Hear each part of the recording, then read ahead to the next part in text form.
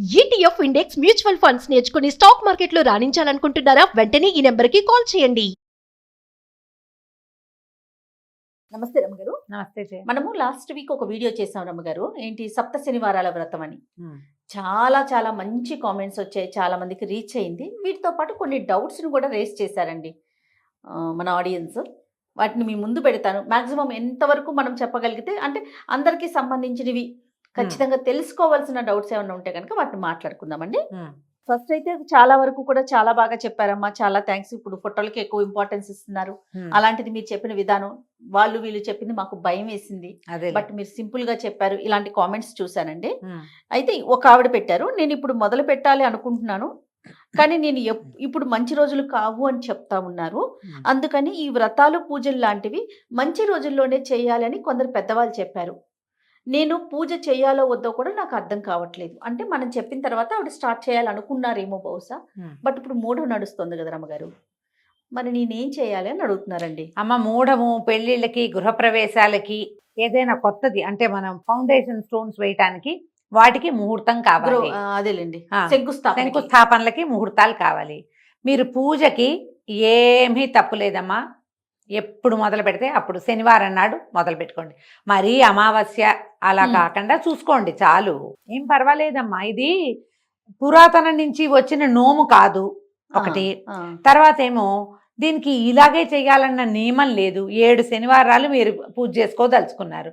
రేపు శనివారం నాడు మొదలు పెట్టండి లక్షణంగా. మార్గశిర మాసం కదా ఇప్పుడు, మాసం లెక్క దీనికి. మార్గశిర మాసం మంచిది.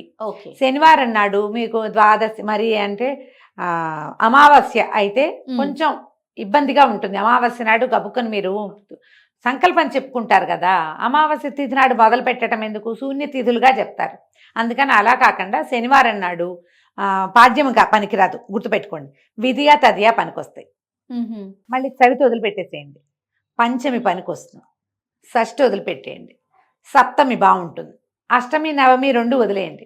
దశమి బాగుంటుంది. ఏకాదశి బాగుంటుంది. ఈ తిథులు పెట్టుకోండి. క్లియర్ గా చెప్పాయి కదా, వెరీ క్లియర్. ఈ తిథుల్లో శనివారం వస్తే ఈ శనివారం కాకపోతే వచ్చే శనివారం వస్తుంది, మొదలు పెట్టేసుకుని చేసుకోవచ్చు. రైట్ రమ్మగారు. ఇంకొక కామెంట్ తీసుకుంటాను. తుమ్మల వనజారెడ్డి గారు రమ్మగారు, పేరు కూడా చెప్తా ఉన్నాను. అమ్మా, మీరు పూజ క్లియర్ గా వీడియో చేసి పెట్టండి. చేసి పెడదాం, ఏముంది, ఎప్పుడో ఒకప్పుడు చేద్దాం. రేపే ఎల్లుండే చేయలేం, కానీ నీకు స్టూడియోలో కుదరాలి లేదా మా ఇంట్లో కుదరాలి. అవును, చెయ్యాలి. శనివారం పూజ చేసుకోవాలంటే ఏం చెయ్యాలి, రైట్, ఈసారి చేద్దాం నెక్స్ట్ టైం. అమ్మా, 7 పిండి దీపాలు వెలిగించాలా లేదా ఒక పిండి దీపం వెలిగించాలా చెప్పండి. మనం ఈ పిండి దీపం గురించే మాట్లాడా. పిండి దీపం అంటే ఒట్టిగా బియ్య పిండితోటి దీపం చెయ్యం మనం. దాన్ని ఏం చేస్తాం, బియ్య పిండిలో కొంచెం బెల్లం వేసి, కాసిన పాలు పోసి, కొద్దిగా పాలు పోసి, అంత నెయ్యి వేసి దంచిన లేదా బాగా చేత్తో కుమ్మినా మీకు ఉండవుతుంది, మిక్సీలో వేసినా అవుతుంది. ఇప్పుడు ఇది చలిమిడి చేసి దీపం పెట్టాం. మీరు 7 దీపాలు పెడితే 7 దీపాలు పెడితే ఈ చలిమిడిని ఏం చేస్తారు, మీకు మీరు ఆలోచించాలి కదా. మినిమం ఏం చెయ్యాలి, ఎలాగా ప్రసాదంగా తీసుకోవాలి.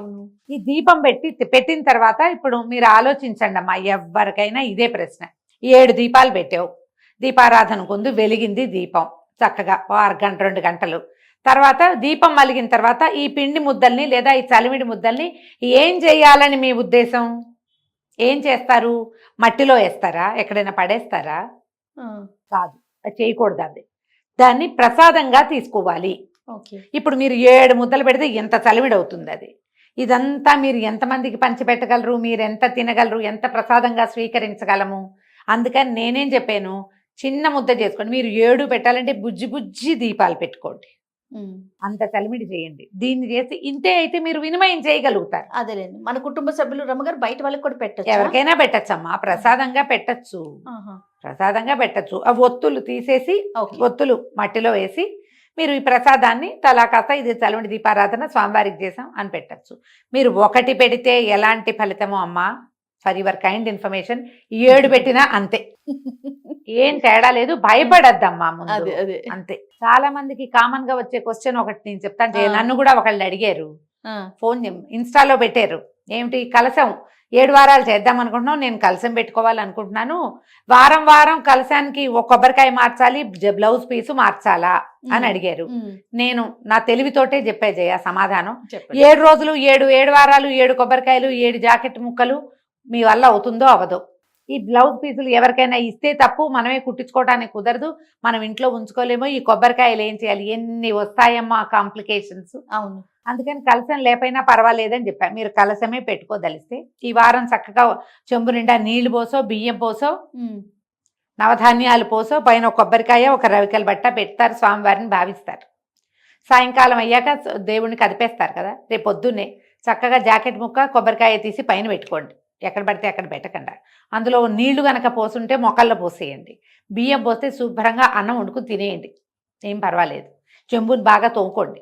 మళ్ళీ శనివారం నాడు అదే చెంబులో మళ్ళీ నీళ్ళో బియ్యమో మీ శక్తిని అనుసరించి, మీ అలవాటుని అనుసరించి పోసుకుని, మీరు పైన పెట్టారుగా జాకెట్ పీసు కొబ్బరికాయ, అది పెట్టేసుకోండి. 7 వారాలు ఒకే కొబ్బరికాయని కలశంగా పెట్టుకోవచ్చు, దానికి ఏ తప్పు లేదు. కాయ పాడైపోకుండా మాత్రమే చూసుకోండమ్మా. అందుకని మొత్తం ఇదంతా తీసేయకుండా బాగా ఎండింది, కొద్దిగా పీచు ఉన్నది మంచి కాయను చూసి తెచ్చుకోండి. ఒకవేళ ఈ ఫెటాల్ అది కూడా వచ్చింది ఇంకోటి, అమ్మ మధ్యలో కాయ పాడైపోతేనో అని, అప్పుడు దండం పెట్టి భగవంతుడికి సమర్పించేసి దాన్ని ఇంకో కాయ పెట్టుకుందాం. భగవంతుడు అంటే ఎక్కడో లేడమ్మా, భూమిలో కూడా ఉన్నాడు, ఎక్కడైనా సమర్పించి వదిలిపెట్టేసి అప్పుడు మళ్ళీ పెట్టుకోండి కొత్తది. లేదా మీరు 7 వారాలు వరుసగా చేసుకునేటట్టయితే ఆ కాయని ఉంచి పెట్టుకోవచ్చు, భయం లేదు, తప్పు కూడా లేదు. రమ్మగారు ఇంకొక కామెంట్ అండి, రవిపత్తి లక్ష్మి గారు, శివవ్రతం చేసేటప్పుడు అన్ని రోజులు ఈ వారం అంతా కూడా నేను నాన్ వెజ్ తినకుండా ఉండాలా? అంటే అమ్మా అవి మీ పద్ధతులను బట్టి ఉంటాయమ్మా. మీరు వెజిటేరియన్ గా ఉంటాను అని దేవుడికి దండం పెట్టుకున్నారనుకోండి, 7 శనివారాలు అంటే కనీసం 7 ఏళ్ళు 49 7 54 ఉన్నాయి కదా అవునవును రోజులు, అంటే ఇంచుమించుగా ఒక 60 రోజులు, 2 నెలలు అనుకో కనీసం. 7 వారాలు అంటే 2 months కదా. ఈ 2 నెలలు మీరు వెజిటేరియన్ గా ఉంటానని మీరు నియమం పెట్టుకుంటే లక్షణంగా ఉండండి. మీరు ఉండాల్సిందేనని నేనైతే చెప్పట్లేదు. కనీసం ఈ పూజ ఏ రోజున చేసుకుంటారో ఆ రోజు మీరే కాకుండా మీ ఇంటిల్లిపాది వెజిటేరియన్ గా ఉంటే మంచిదని మాత్రం నేను చెప్తా. ఓకే, మీరు మీ ఇంట్లో వండద్దు, మీరు తినద్దు, మీ వాళ్ళు బయటికి వెళ్ళి తినడానికి ఒప్పుకోవద్దు. ఎందుకంటే మీరు ఇలాంటివి ఏవైనా చేసేటప్పుడు అమ్మ అన్నం కూర మన కోసం మనం తింటాం, నీకేదో పులిహార తినాలనుంది చిటుకుని చేసుకుని తింటాం నీ పొట్టకి. కానీ పూజ నీకొక్కదాని కోసం చేసుకుంటావా అమ్మ ఎప్పుడైనా? సభ్యులందరూ కాదు, ఫ్యామిలీ కోసం చేస్తాం. చేసేటప్పుడు మీరు ఫ్యామిలీ కోసం మీరు పూజ చేస్తుంటే మీరు ఒక నియమం పెట్టుకుంటే మీ ఫ్యామిలీ మీ నియమాన్ని ఎందుకు గౌరవించదో అడగండి. మీరు గౌరవించి తీరాలి కదా. ఈ ఒక్క నియమం పెట్టుకోండి, శనివారం నేను పూజ చేసుకుంటున్నాను కాబట్టి నేను వండను, నేను తిన్ను, మీరు కూడా బయటకు వెళ్ళి కూడా తినద్దు, సాటర్డే అర్ధరాత్రి అయ్యాక తింటామని పిచ్చి వేషాలు వేయద్దు. ఆదివారం నాడు ఏదో చేసుకోండి, సోమవారం నాడు. కానీ ఈ ఒక్క ప్రత్యేకమైన రోజున అర్ధరాత్రి దాటటము అలాంటి నియమాలు కూడా ఉండవు, తెల్లవారితేనే మన రోజు. ఇది పెట్టండి చాలు. రమ్మగారు ఇంకొక క్వశ్చన్ అండి, ఇంకొక మెసేజ్. వెంకటేశ్వరునికి గురువారం ఇష్టం అంటారు కదా, మరి గురువారం చేసుకోవచ్చా అమ్మా అని ఒక ఆవిడ క్వశ్చన్ అడుగుతాం. అంటే ఎవరంటారో తెలుగు రాష్ట్రాల్లో వెంకటేశ్వర స్వామిది శనివారం అనే చెప్పుకుంటాం మనం, వాళ్ళ ఊళ్ళలో గురువారం ఇష్టం అని ఏమైనా చెప్పుకుంటారేమో. గురు కాదు కానీ బుధవారం వెంకటేశ్వర వారంగా చెప్తారమ్మా. జ్యోతిష్యంలో ఈ బుధ గ్రహానికి ఏవైనా సమస్యలుంటే వెంకటేశ్వర స్వామి దేవస్థానానికి వెళ్ళి బుధవారం నాడు స్వామికి ప్రదక్షిణ చేయండి అని చెప్తారు. బుధ గురు అయితే గ్యారంటీగా కాదమ్మా. ఇది సప్త శనివార వ్రతం అంటే శనివారమే కదమ్మా, గురువారం చేసుకోవచ్చు అంటే ఏమి ప్రశ్నమ్మా, ఆలోచించండి. రైట్, ఇంకొక క్వశ్చన్ అండి, ముందుగా వినాయకుని పూజ చేశాక తర్వాత వెంకటేశ్వర స్వామికి పూజ చేయాలా? మనం ఏ పూజ చేసుకున్నా రోజువారీ పూజలో కూడా మొదట చదవాల్సింది శుక్లాంబరధరం విష్ణుమే. మీరు వ్రతంగా 7 రోజులు చేసుకుంటామంటే, సింపుల్గా చేసుకుంటాము అంటే వెంకటేశ్వరుడివే స్తోత్రాలు చదువుకోండి. కాదు నేను చక్కగా కేశవాయ స్వాహ నారాయణ స్వాహ చెప్పుకుంటాను, సంకల్పం కూడా చెప్పుకుంటామంటే వినాయకుడికి ఏముందమ్మా, సింపుల్గా చేయండి. చిన్న పసుపు ముద్ద వినాయకుడు చేసుకోండి ఒకటి, లేదా మన ఇంట్లో ఒక వినాయకుడు ఉంటాడు, పంచోపచారాలు చేయండి వినాయకుడికి. చేసి ఒక బెల్లం ముక్క నివేదన చేసి, నాయన 7 శనివారాలు చేద్దాం అనుకున్నాను, ఇవాళ పూజ మొదలుపెట్టా, నువ్వు నిర్విఘ్నంగా పరిసమాప్తి చేయని ఆయనకు ఒక దండం పెట్టుకోండి అంతే. ప్రతి శనివారం నాడు ఆయనకు ఒక దండం పెట్టుకోవడం, ఒక బెల్లం ముక్క. ఎంత పూజ అది? వినాయకుడు గంట పూజ అడగడు, బంగారు కొండ ఆయన. 5 పంచోపచారాలు చేసి బెల్లం ముక్క నివేదన చేసి ఆయన పక్కకు పెట్టుకుని మీరు వెంకటేశ్వర స్వామి పూజ చేసుకోవచ్చు. ఓకే. చేయండి అమ్మా, అధికసి అధికం ఫలం, మానేయాల్సిన పని లేదు.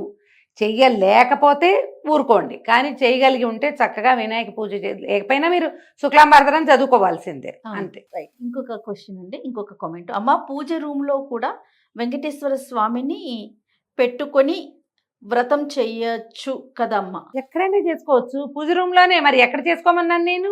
ఓకే రమ్మగారు. మీకు ఆల్రెడీ పూజా మందిరంలో ఒక వెంకటేశ్వర స్వామి ఉంటే ఆ. ఆయనే ఆ పటం శుభ్రంగా తుడిచి చక్కగా గంధం బొట్టు పెట్టి ఆయనకే షోడశోపచారాలు సమర్పించి స్తోత్రం చదువుకుని దీపం పెట్టి మీరు ఇంకేదైనా నివేదన చేస్తే అది కూడా నివేదన చేసి ఆయనకే చేసుకోవచ్చు. కొత్తగా ఇంకో వెంకటేశ్వరుడిని పెట్టవలసిన పని లేదు. ఇంకొక ఆవిడ రమ్మగారు, రమ్మగారు కంపల్సరీ ఫాస్టింగ్ ఉండాలా? ఒక పొద్దు ఉండటం చాలా మంచిదమ్మా. ఓకే. ఒక పొద్దే నేను చెప్పింది. ఫాస్టింగ్ అంటే రోజంతా ఉపవసించమని చెప్పలేదుగా మీకు. అవును. పొద్దున ఎలాగో భోజనం చేస్తారు, రాత్రి ఒక పొద్దు ఉండండి, ఏదైనా టిఫిన్ తినండి, పలహారం చేయండి, ఏదో ఒకటి. ఓకే అండి. రమ్మగారు, దీనికి అసలు ఎన్ నెంబర్ ఆఫ్ కామెంట్స్ 147 వచ్చినాయండి. ప్రెసెంట్ 147 కామెంట్స్ వచ్చినాయి. అంటే అన్నీ చేయలేను కాబట్టి మళ్ళీ ఇంకొక వీడియోలో మనం డిస్కస్ చేద్దాం. అమ్మాయి ఇంకొక క్వశ్చన్ ఉంది, ఒకటే క్వశ్చన్ అండి. ఓకే. మార్నింగ్ చేయాలా, ఈవినింగ్ చేయాలా? శనివారం ఉదయం చేసుకుంటేనే మంచిదమ్మా. మీకు పొద్దున ఉద్యోగస్తులయ్యి హడావిడిగా పరుగులు పెడితే అప్పుడు ఇంకా తప్పనిసరి పరిస్థితి అయితే సాయంకాలం చేసుకోండి, కానీ ఉదయం చేస్తే మంచిది. ఎందుకంటే మనం సుప్రభాతం చదవాలి. నువ్వు రాత్రి సాయంకాలం 6:30కి మొదలుపెట్టి కౌసల్య సుప్రజారామ అనలేవు కదమ్మా. కాబట్టి ఒక అడుగు ముందు లేచి పొద్దున్నే లేచి చేసుకోండి. లేదా సుప్రభాతం నేను చదవనండి, ఊరికే దీపం పెట్టిన ఏదో చదువుకుంటానంటే చేసేది. రైట్ అమ్మగారు, ఇంకా చాలా కామెంట్స్ ఉన్నాయండి. నేనేమంటాను, డిస్కస్ చేద్దాం. ఇంతకంటే ఎక్కువ ఏం రావు. అసలు ముఖ్యంగా వచ్చే ప్రశ్నలు ఇవే ఉంటాయి కదా. నువ్వు ఏ పూజ చెప్పు, నాన్ వెజ్ తినచ్చా అనేది అడిగేది కామన్ క్వశ్చన్ గా ఉంటుంది. దీని మీద ఎప్పుడు నాకు ఒకటి చెప్పాలనిపిస్తుందమ్మా.